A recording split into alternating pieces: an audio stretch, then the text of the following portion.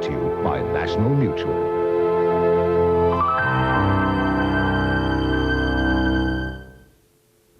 Good evening, I'm Peter Hitchener. 8 people are dead after a tragic weekend on Victorian roads.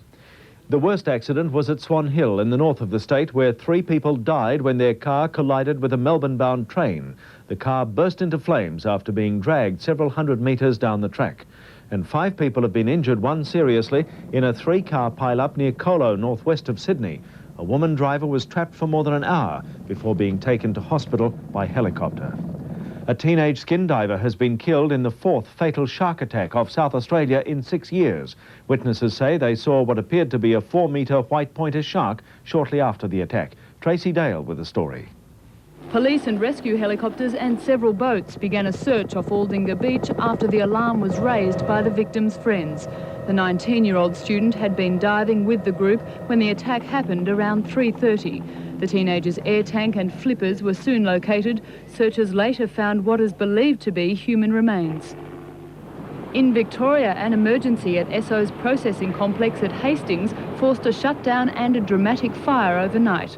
Liquid petroleum gas had to be burnt off after a gas leak and an electrical breakdown. Local police and CFA units rushed to the scene as flames from pressure relief outlets leapt into the air. There were no injuries during the drama. Tracy Dale, National 9 News. Yugoslavia is no closer to peace after the first round of talks organised by the European community. While the Croatian and Serbian presidents blamed each other for the crisis, the killing continued. As the warring parties arrived at The Hague, Croatian demonstrators reminded them of the urgency of the meeting. With their republic suffering the greatest bloodshed, they blamed Serbia and the Federal Army. In Zagreb, they're practicing fire drills and reopening air raid bunkers closed since World War II, an indication of just how little confidence the Croatians have in the outcome of the peace talks.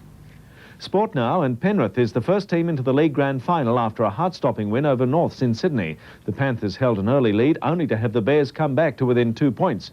In AFL, a shocked home ground saw the West Coast Eagles go under to Hawthorn by 23 points in the qualifying final.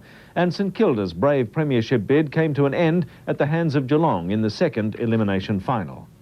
Finally, some high flying at Sydney's Bondi Beach brought the crowds out today. Expert kite flyers showed off their skills. In fact, everyone got into the swing of things at the annual Festival of the Winds. But the biggest crowd pleaser was this: 450 kites joined together for a maiden flight. It's long, but it's not a world record. Tomorrow's weather fine in most capitals, with late showers in Melbourne, Adelaide and Perth. That's all the news for now. Good night.